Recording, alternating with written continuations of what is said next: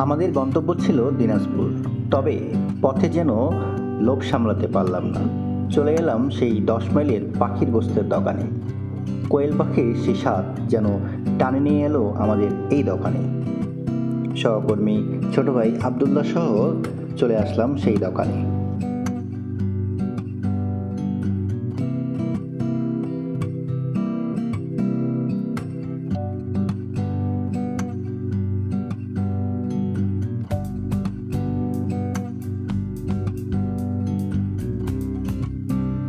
পাখির গোস্তের পাশাপাশি ছিল ডাল, সবজি সহ অন্যান্য খাবার। আবদুল্লাহ, কেমন লাগলো? সাধারণ আসলে 10 মাইল মানে পাখি মানুষ এটা খেতে যেমন স্বাদ আছে, দেখতে অনেক সুন্দর।